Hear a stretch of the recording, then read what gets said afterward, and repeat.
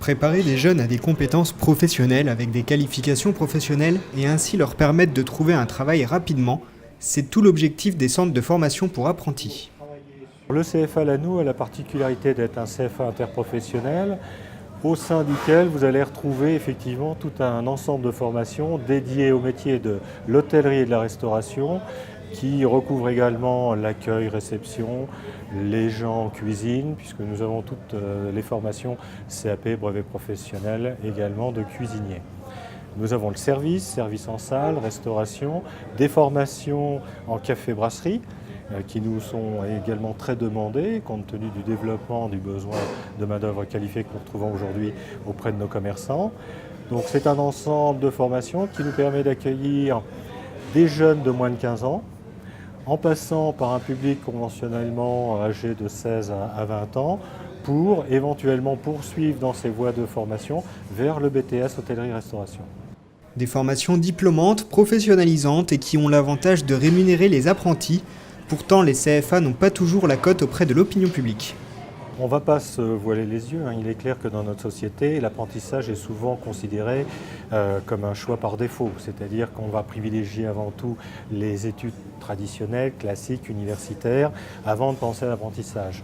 C'est un véritable tort en soi, puisque d'autres pays l'ont démontré, notamment nos voisins, les Allemands et bien d'autres, que vous alliez en Irlande ou ailleurs.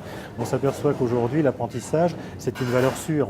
C'est le moyen de gagner sa vie, de rentrer dans le monde du travail, de devenir chef d'entreprise, de s'épanouir, c'est ce qui est le plus important. Et aujourd'hui, on constate de plus en plus, notamment dans le cadre de la formation continue pour les adultes, eh bien, qu'un certain nombre d'adultes, après une première vie professionnelle pas forcément très épanouissantes, reviennent vers des métiers plus traditionnels pour s'enrichir au travers d'une activité qui leur fait plaisir, au sein desquelles ils se sentent fiers de ce qu'ils font, heureux de travailler, de malaxer une pâte à tarte, etc. Donc aujourd'hui, les vertus de l'apprentissage résident dans le fait qu'on est en capacité de conduire des jeunes vers le développement personnel, vers le développement professionnel pour réussir sa vie. C'est ça qui est important dans l'apprentissage.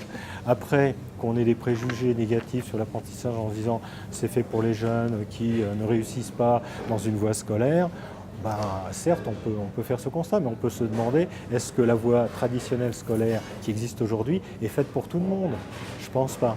On a besoin d'avoir des possibilité d'apprendre les choses sous différentes pratiques et pour cela en apprentissage on a développé une pédagogie de l'alternance et à travers cette pédagogie on rend et on donne du sens notamment à tout ce que l'on apprend à nos jeunes. Ce qui fait que par définition, ça capte leur intérêt, ils mémorisent les choses et puis se les approprient beaucoup plus vite puisqu'ils savent qu'elles vont leur être utiles. Ils ont compris le sens des choses qui leur étaient inculquées par rapport à leur développement personnel et professionnel. S'épanouir dans son travail et faire le métier qui nous convient le plus, un véritable bonus permis par l'apprentissage. Mais les métiers auxquels ils préparent sont-ils eux aussi touchés par le chômage ? Quelles sont les chances d'avoir un emploi après une formation en CFA ? Tout à fait, les chiffres sont là pour le démontrer. Plus on monte dans les diplômes, plus le taux d'insertion en entreprise est rapide et important. On peut considérer que plus de 70% jusqu'à 80% selon certaines filières obtiennent un poste, un travail à l'issue des 3 mois qui suivent l'obtention de leur diplôme. Et plus vous allez monter sur des niveaux brevet professionnel, bac pro, BTS, plus vous serez près des 90% de taux d'insertion.